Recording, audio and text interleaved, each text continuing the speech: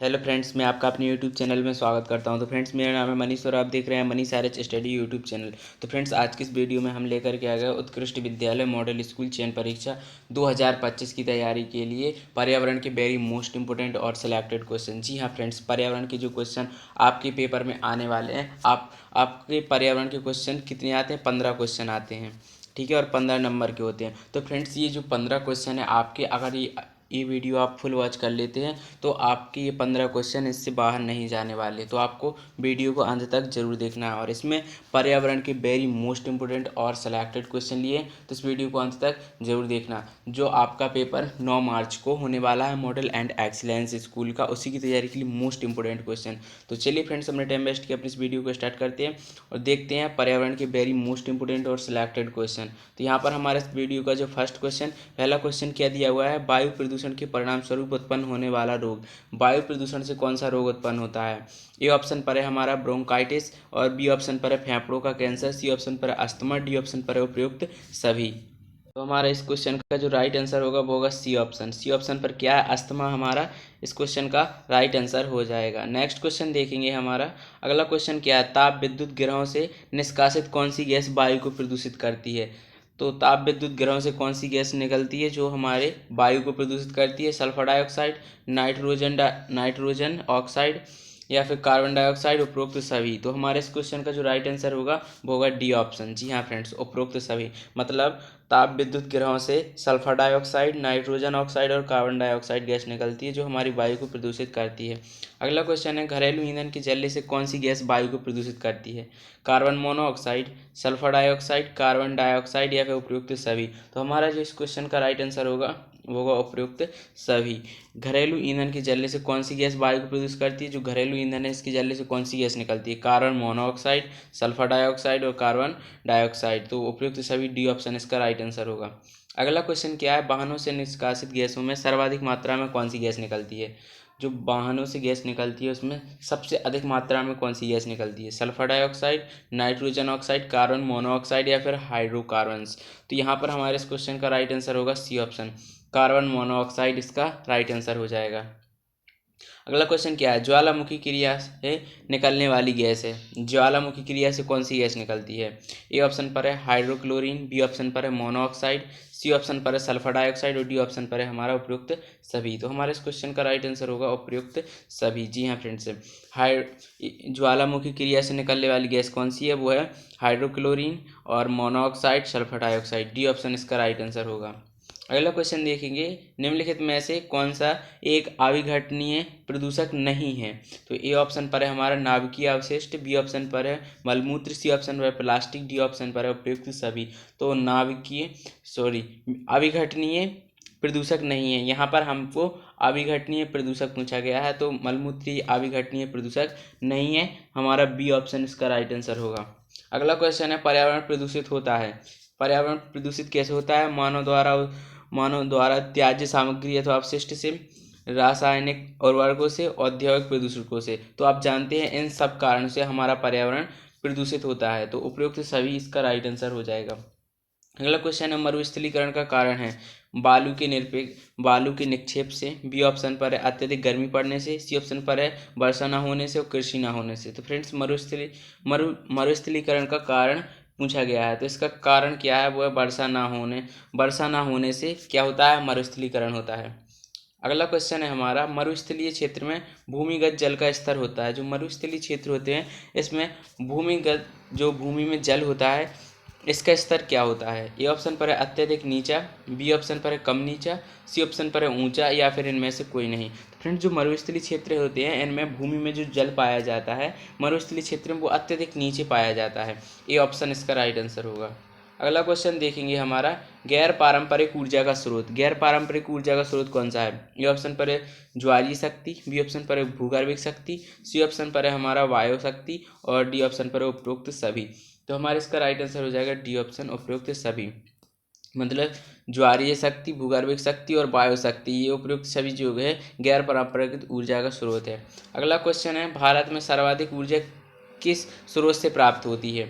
A option पर है जल विद्युत, ताप विद्युत, सौर विद्युत, सौर शक्ति या फिर अणु विद्युत। तो फ्रेंड्स भारत में जो सर्वाधिक सबसे अधिक ऊर्जा प्राप्त होती है वो होती है ताप विद्युत से। हमारा बी ऑप्शन इसका राइट आंसर हो जाएगा। अगला क्वेश्चन है, भारत में ग्रामीण क्षेत्रों में ऊर्जा का प्रमुख साधन क्या है?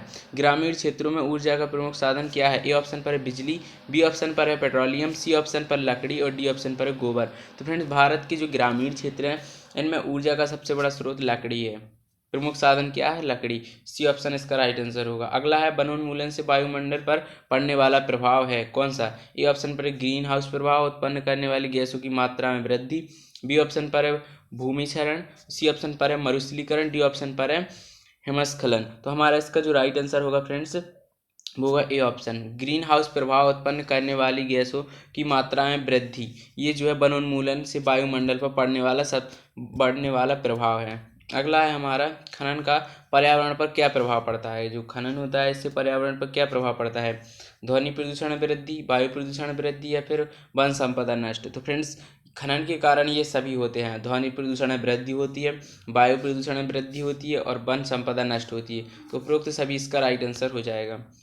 अगला क्वेश्चन देखेंगे, हमारा अगला क्वेश्चन क्या है, विश्व पर्यावरण दिवस मनाया जाता है। विश्व पर्यावरण दिवस कब मनाया जाता है? ये मोस्ट इंपोर्टेंट क्वेश्चन है। ए ऑप्शन पर है 5 जून को, बी ऑप्शन में 5 जुलाई को और सी ऑप्शन पर है 20 जुलाई को, डी ऑप्शन पर है 8 अक्टूबर को। तो फ्रेंड्स जो विश्व पर्यावरण दिवस मनाया जाता है वो कब मनाया जाता है? वो मनाया जाता है 5 जून को। 5 जून को विश्व पर्यावरण दिवस मनाया जाता है। ए ऑप्शन हमारा सही उत्तर होगा। अगला क्वेश्चन देखेंगे, चिपको आंदोलन किस वर्ष में चलाया गया? चिपको आंदोलन किस वर्ष में चलाया गया था? ए ऑप्शन पर 1971 में, बी ऑप्शन पर 1972 में, सी ऑप्शन पर 1973 में और डी ऑप्शन पर है 1974 में। तो फ्रेंड्स जो चिपको आंदोलन है, चिपको आंदोलन कब चलाया गया था? तो ये चलाया गया था 1973 में। हमारा सी ऑप्शन इसका सही उत्तर हो जाएगा। अगला क्वेश्चन है, विश्व पर्यावरण दिवस मनाया जाता है। विश्व पर्यावरण दिवस कब मनाया जाता है?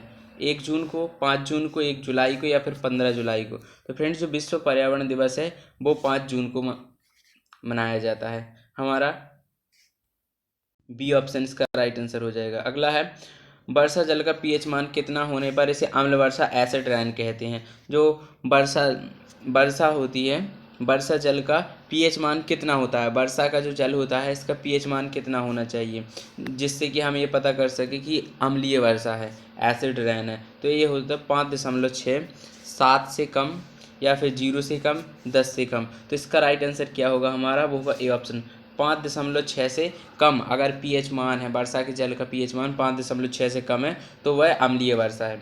अगला है, अत्यंत क्षारीय जल का पीएच मान। तो फ्रेंड्स अत्यंत क्षारीय जल का पीएच मान कितना होगा? वो होगा 14। वो अत्यंत क्षारीय, क्योंकि 0 से 14 पीएच स्केल की परासी होती है। अगला है, पीएच मान पाया जाता है, मतलब 0 से 14 के मध्य जो है पीएच मान पाया जाता है। तो हमारा इसका ए ऑप्शन राइट आंसर हो जाएगा। अगला क्वेश्चन देखेंगे, सीएफसी का प्रयोग किया जाता है, किसमें किया जाता है? वातानुकूलन यंत्रों के उद्योगों में, प्लास्टिक व दवा उद्योगों में, प्रशीतक उद्योग में या फिर उपयुक्त सभी में। तो फ्रेंड जो सीएफसी है, सीएफसी का प्रयोग किया जाता है हमारा उपयुक्त सभी में, मतलब वातानुकूलन यंत्रों के उद्योगों में, प्लास्टिक व दवा उद्योगों में या फिर प्रशीतक उद्योग, इन सभी में जो सीएफसी का प्रयोग किया जाता है। पर्यावरण संरक्षण का उपाय, प्रदूषण पर नियंत्रण, वनोन्मूलन पर रोक तथा वनारोपण, जनसंख्या नियंत्रण, उपरोक्त सभी। तो फ्रेंड्स ये उपरोक्त सभी, डी ऑप्शन हमारा इसका राइट आंसर हो जाएगा। पर्यावरण संरक्षण की ये सभी उपाय है। अगला क्वेश्चन क्या दिया है, ब्रिटिश वैज्ञानिकों द्वारा अंटार्कटिका में ओजोन परत में विशाल क्षेत्र की पुष्टि किस वर्ष की गई? विशाल क्षेत्र की पुष्टि किस वर्ष की गई? 1980 में, 1982 में, 1985 में या फिर 1988 में? तो हमारे इस क्वेश्चन का जो राइट आंसर होगा वो होगा सी ऑप्शन, 1985 में ब्रिटिश वैज्ञानिकों द्वारा अंटार्कटिका में ओजोन परत में विशाल क्षेत्र की पुष्टि की गई है। नेक्स्ट है, ओजोन गैस पाई जाती है, कितनी ऊंचाई पर ओजोन गैस पाई जाती है? 10 किलोमीटर की ऊंचाई पर, 60 किलोमीटर की ऊंचाई पर, 30 से 60 किलोमीटर की ऊंचाई की मध्य, उपरोक्त में से कोई नहीं। तो हमारे इस क्वेश्चन का जो राइट आंसर होगा फ्रेंड्स वो जाएगा सी ऑप्शन के साथ। सी ऑप्शन पर है 30 से 60 किलोमीटर की ऊंचाई के मध्य ओजोन गैस पाई जाती है। अगला क्वेश्चन है, ओजोन गैस की सर्वाधिक सघनता मिलती है भूमध्य रेखीय क्षेत्रों में या फिर शीतोष्ण क्षेत्रों में, शीत क्षेत्रों में, सभी क्षेत्रों में समान रूप में। तो यहाँ पर जिस क्वेश्चन का राइट आंसर वो होगा ए ऑप्शन। भूमध्य रेखीय क्षेत्रों में ओजोन गैस की सर्वाधिक सघनता मिलती है। अगला क्वेश्चन क्या है, सीएफसी का आविष्कार अमेरिका ने किस वर्ष किया? 1920 21, 1930 31, 1939 40 या फिर 1941 42 में? तो फ्रेंड्स सीएफसी का आविष्कार अमेरिका ने किया था 1930 31 में। बी ऑप्शन इसका सही उत्तर होगा। अगला है वन संरक्षण अधिनियम पारित हुआ। वन संरक्षण अधिनियम कब पारित हुआ था? ए ऑप्शन पर है 1978 में, बी ऑप्शन पर 1976 में, और सी ऑप्शन पर 1980 में, डी ऑप्शन पर 1982 में। तो फ्रेंड्स वन संरक्षण अधिनियम कब पारित हुआ था? सी ऑप्शन इसका राइट आंसर हो जाएगा 1980 में। अगला क्वेश्चन है, वायुमंडल के किस भाग में ओजोन गैस पाई जाती है? क्षोभ मंडल, आयन मंडल, समताप मंडल या फिर वायुमंडल? तो फ्रेंड्स वायुमंडल का जो समताप मंडल वाला भाग है, एरिया, इसमें ओजोन गैस पाई जाती है। अगला है वन संरक्षण की महत्वपूर्ण विधि क्या है? वन संरक्षण की महत्वपूर्ण विधि, जल की उचित वितरण व्यवस्था। तो फ्रेंड्स वन संरक्षण मतलब वन जो जल संरक्षण, यहाँ पर जल संरक्षण की महत्वपूर्ण विधि क्या है? जल की उचित वितरण व्यवस्था, अपशिष्ट जल का शोधन, भूमिगत जल का विवेकपूर्ण प्रयोग, उपयुक्त सभी। तो यहाँ पर हमारे इस क्वेश्चन का जो राइट आंसर जाएगा फ्रेंड्स वो होगा डी ऑप्शन, उपयुक्त सभी। मतलब जल की उचित वितरण व्यवस्था, जल संरक्षण की महत्वपूर्ण विधि है जल की उचित वितरण व्यवस्था, अपशिष्ट जल का शोधन, भूमिगत जल का विवेकपूर्ण प्रयोग, उपयुक्त सभी। डी ऑप्शन इसका राइट आंसर होगा। अगला है वायुमंडल में सूर्य और पराबैंगनी किरणों में रक्षा करने वाली गैस है। तो फ्रेंड्स वायु में सूर्य की पराबैंगनी किरणों से रक्षा करने वाली गैस कौन सी है? हीलियम, ओजोन, कार्बन डाइऑक्साइड या फिर हाइड्रोजन? तो हमारे इसका राइट आंसर होगा बी ऑप्शन, ओजोन गैस इसका राइट आंसर हो जाएगा। वायुमंडल में सूर्य की पराबैंगनी किरणों से रक्षा करने वाली गैस ओजोन गैस है। अगला भारत में चक्रवात से प्रभावित राज्य है कौन सा? उड़ीसा, गुजरात, पश्चिमी बंगाल, उपयुक्त सभी। तो फ्रेंड्स भारत में चक्रवात से प्रभावित राज्य कौन सा है? वो उपयुक्त सभी, मतलब उड़ीसा, गुजरात और पश्चिम बंगाल। अगला क्वेश्चन है हमारा, अंतर्राष्ट्रीय ओजोन दिवस मनाया जाता है। अंतर्राष्ट्रीय ओजोन दिवस कब मनाया जाता है? ए ऑप्शन पर है 5 अक्टूबर को, बी ऑप्शन पर है 16 जुलाई को, सी ऑप्शन पर है हमारा 20 अगस्त को, और डी ऑप्शन पर है 16 सितंबर को। तो फ्रेंड्स अंतर्राष्ट्रीय ओजोन दिवस जो मनाया जाता है वो मनाया जाता है 16 सितंबर को। हमारे डी ऑप्शन इसका राइट आंसर हो जाएगा, 16 सितंबर को अंतर्राष्ट्रीय ओजोन दिवस मनाया जाता है। अगला है सूर्य की पराबैंगनी किरणों का दुष्परिणाम है। तो जो सूर्य की पराबैंगनी किरणें होती हैं इनसे क्या दुष्परिणाम होते हैं? मनुष्य में कैंसर, ये भी सही है, चमड़ी का जलना, ये भी सही है, और शिशु विकृतियाँ, ये भी सही है। तो हमारे डी ऑप्शन इसका राइट आंसर हो जाएगा, उपयुक्त सभी। अगला है एसिड रेन का नामकरण किया। जो एसिड रेन अम्लीय वर्षा है जिसका पीएच मान 5.6 से कम होना चाहिए, तो इसका नामकरण किसने किया? ए ऑप्शन पर है रॉबर्ट एंगस स्मिथ ने, और बी ऑप्शन पर है रेवेली ने, और सी ऑप्शन पर है वर्नाडिकी ने, और डी ऑप्शन पर है एम बडियाको ने। तो यहाँ पर एसिड रेन का नामकरण किसने किया था? ई ऑप्शन इसका राइट आंसर हो जाएगा, रॉबर्ट एंगस स्मिथ ने।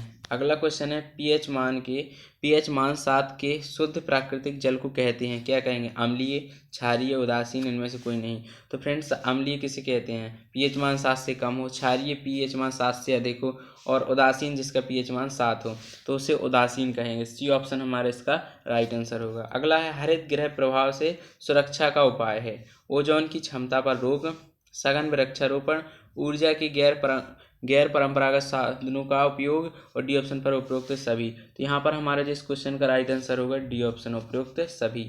जो ये सभी हरित गृह प्रभाव से सुरक्षा का उपाय, तो ये ओजोन की क्षमता पर रोक होनी चाहिए, सघन वृक्षारोपण, और ऊर्जा की गैर परंपरागत साधनों का उपयोग। अगला है, सौर ऊर्जा का कौन सा भाग पृथ्वी तक पहुँचता है? 40%, 46%, 55% या फिर 65%? जो सौर ऊर्जा है इसका कितना प्रतिशत भाग पृथ्वी पर पहुंचता है? तो यहाँ पर हमारा बी ऑप्शन राइट आंसर हो जाएगा, 46%। अगला क्वेश्चन है, हरित गृह गैसें हैं, हरित गृह गैसें कौन सी है? CO2, मीथेन, CFC, उपयुक्त सभी। तो यहाँ पर हमारे इस क्वेश्चन का जो राइट आंसर होगा डी ऑप्शन, उपयुक्त सभी। ये सभी जो है CO2, मीथेन, CFC, ये हरित गृह गैसें हैं। अगला क्वेश्चन है, भारत के किस क्षेत्र में झूमिंग कृषि से वनों का विनाश सर्वाधिक होता है?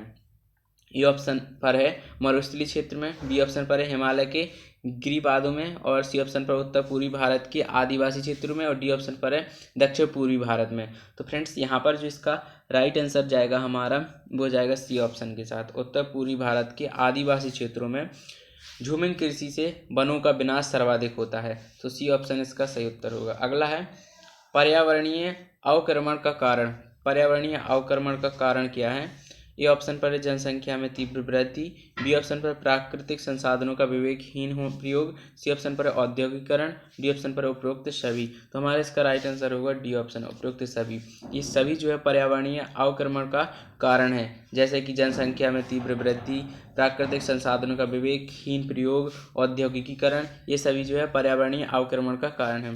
अगला क्वेश्चन है किस प्रदूषक की जल में अधिक मात्रा में होने से शिशुओं ने नीला वर्ण ब्लू बेबी बीमारी होती है? किस प्रदूषक की जल में अधिक मात्रा में होने से शिशुओं में नीला वर्ण ब्लू बेबी बीमारी होती है?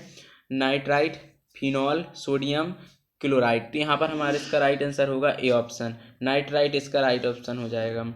ए ऑप्शन राइट आंसर होगा। नेक्स्ट है हमारा फ्लोराइड युक्त जल के सेवन से उत्पन्न बीमारी। जो फ्लोराइड युक्त जल होता है उसके सेवन से कौन सी बीमारी उत्पन्न होती है? शारीरिक अंगों की वृद्धि, खून में कमी, हड्डियों का टेढ़ा मेढ़ा होना, उपयुक्त सभी। तो यहाँ पर जो राइट आंसर होगा डी ऑप्शन, उपयुक्त सभी हो जाएगा। अगला है मानवकृत आपदा है। मानवकृत मानव द्वारा निर्मित आपदा मतलब कौन सी है? आग और दावाग्नि, और बी ऑप्शन पर है औद्योगिक दुर्घटनाएं, वन रक्षण, मृदा अपरदन, जल वायु प्रदूषण, उपयुक्त सभी। तो यहाँ पर इसका राइट आंसर जो होगा हमारा फ्रेंड्स वो जाएगा डी ऑप्शन के साथ, उपयुक्त सभी। अगला है बढ़ते तापमान का सर्वाधिक प्रभाव पड़ता है जल चक्र पर, वन्य जीवों पर, वनों पर, या फिर कृषि पर? तो फ्रेंड्स बढ़ते तापमान का सर्वाधिक प्रभाव किस पर पड़ता है? तो वो पड़ता है कृषि पर। डी ऑप्शन इसका राइट आंसर हो जाएगा। अगला है रेडियोधर्मी वह स्राव को कहते हैं? अवशिष्ट, ठोस अवशिष्ट, शाही अवशिष्ट, या इनमें से कोई नहीं? तो फ्रेंड्स जो रेडियोधर्मी वही स्राव होते हैं उनको हम क्या कहते हैं? उनको कहते हैं हम शाही अवशिष्ट। वायु प्रदूषण का स्थानीय मौसम पर प्रभाव है सूर्य प्रकाश की सघनता, दृश्यता पर प्रभाव, अम्ल वर्षा के रूप में, उपयुक्त सभी। तो फ्रेंड्स वायु प्रदूषण का स्थानीय मौसम पर क्या प्रभाव पड़ता है? तो यहाँ पर जो इसका राइट आंसर होगा डी ऑप्शन, उपयुक्त सही। मतलब सूर्य प्रकाश की सघनता, दृश्यता पर प्रभाव और अम्ल वर्षा के रूप में यहाँ पर प्रभाव पड़ता है, और डी ऑप्शन राइट आंसर हो जाएगा। अगला क्वेश्चन है तापीय प्रदूषण का प्रमुख कारण। तापीय प्रदूषण का प्रमुख कारण क्या है? उपयुक्त सभी। मतलब मानव गतिविधियों में CO2 में वृद्धि, ग्रीन हाउस गैसों की मात्रा में वृद्धि, और ओजोन परत क्षरण, ये सभी क्या है? तापीय प्रदूषण का प्रमुख कारण है। अगला क्वेश्चन है ऊर्जा का गैर परंपरागत स्रोत क्या है? ऊर्जा का गैर परंपरागत स्रोत है जल ऊर्जा। अगला क्वेश्चन है रिएक्टर पैमाने से नापा जाता है भूकंप की तीव्रता, जल प्रदूषण को, वायु प्रदूषण को, या फिर भूमि प्रदूषण को? फ्रेंड्स रिएक्टर पैमाने से किसे नापा जाता है? तो वो नापा जाता है भूकंप की तीव्रता को, रिएक्टर पैमाने में नापा जाता है। अगला पर्यावरणीय आपदा का उदाहरण है। पर्यावरणीय आपदा का उदाहरण बताना है, उपयुक्त सभी है। मतलब निर्वनीकरण, पर्यावरणीय प्रदूषण, मरुस्थलीकरण, ये पर्यावरणीय आपदा के उदाहरण है। अगला क्वेश्चन है पर्यावरणीय आपदा का उदाहरण नहीं है पर्यावरणीय प्रदूषण, निर्वनीकरण, मरुस्थलीकरण और सूखा, इनमें से बताना है पर्यावरणीय आपदा का उदाहरण। अब हमसे पूछा गया नहीं है, तो ये सूखा ये जो है पर्यावरणीय आपदा का उदाहरण नहीं है। अगला है जलवायु संबंधी आपदा का उदाहरण, चक्रवात, सूखा, बाढ़, उपयुक्त सभी। तो फ्रेंड्स जलवायु से संबंधित आपदा जो आती है उसका उदाहरण बताना है, उपयुक्त सभी। उपयुक्त सभी डी ऑप्शन राइट आंसर हो जाएगा। अगला है भूगर्भिक आपदा का उदाहरण नहीं है भूकंप, ज्वालामुखी, भूस्खलन, उपयुक्त सभी। तो फ्रेंड्स भूगर्भिक आपदा का उदाहरण नहीं है, उपयुक्त सभी आपदा का उदाहरण नहीं है। मतलब ये सभी जो है भूगर्भिक आपदा के उदाहरण नहीं है। अगला है भूगर्भिक आपदा का उदाहरण नहीं है, ये क्या CMC क्वेश्चन है? भूकंप, ज्वालामुखी, भूस्खलन, चक्रवात। तो यहाँ पर हमारे इसका राइट आंसर हो जाएगा डी ऑप्शन, चक्रवात। चक्रवात ये जो है भूगर्भीय आपदा का उदाहरण नहीं है। अगला है आपदा का प्रमुख कारण है। फ्रेंड्स आपदा का प्रमुख कारण क्या है? इसमें डी ऑप्शन राइट आंसर हो जाएगा, उपयुक्त सभी। मतलब यहाँ पर जो है तीव्र शहरीकरण, पर्यावरणात्मक ह्रास और जागरूकता और सूचना का अभाव, ये आपदा के प्रमुख कारण है। अगला क्वेश्चन है, ओजोन छिद्र का पता कहाँ पर चला है? ओजोन छिद्र का पता कहाँ पर चला है? तो फ्रेंड्स ये ऑप्शन अंटार्कटिका पर। ओजोन छिद्र का पता वैज्ञानिकों को कब चला? तो इसका जो राइट आंसर होगा हमारा बी ऑप्शन 1998 में। अगला है, भोपाल गैस दुर्घटना से घटित होने का वर्ष। भोपाल गैस त्रासदी MIC मिथाइल आइसोसाइनेट गैस के रिसाव की वजह से जो है भोपाल गैस त्रासदी हुई थी, इसका वर्ष बताना है, मतलब ये घटना कब घटित हुई थी। तो यहाँ पर होगा हमारा 1984 में। अगला है, नाभिकीय प्रदूषण का कारण बताना है। नाभिकीय प्रदूषण का कारण क्या है? उपयुक्त सभी, मतलब समस्थानिकों के उत्पादन के मध्य अवशिष्ट पदार्थ के रूप में। और बी ऑप्शन पर है, परमाणु शक्ति द्वारा विद्युत उत्पादन संयंत्रों से। और सी ऑप्शन पर है, नाभिकीय रिएक्टरों से। उपयुक्त सभी इसका राइट आंसर हो जाएगा। अगला है हमारा, तापीय प्रदूषण का प्रभाव है। तापीय प्रदूषण का प्रभाव क्या है? डी ऑप्शन इसका राइट आंसर हो जाएगा, उपयुक्त सभी। ओजोन गैस की रक्षक परत का क्षय, प्राकृतिक प्रक्रमों में वृद्धि, पर्यावरण में ऑक्सीजन में कमी, ये सभी जो है उपरोक्त सभी तापीय प्रदूषण का प्रभाव है। तो फ्रेंड्स इस वीडियो में इतना ही। मैं ऐसा करता हूँ कि आपको वीडियो पसंद आया होगा। अगर ये वीडियो पसंद आया हो तो इस वीडियो को लाइक करो और अपने फ्रेंड्स के साथ शेयर करें। इसी प्रकार के वीडियो पाने के लिए आपके अपने यूट्यूब चैनल को सब्सक्राइब जरूर करना और बेल आइकन को जरूर प्रेस करना, ताकि आने वाले वीडियो की नोटिफिकेशन सबसे पहले आप तक पहुँच सके। Thanks for watching video. जय हिंद, वंदे मातरम।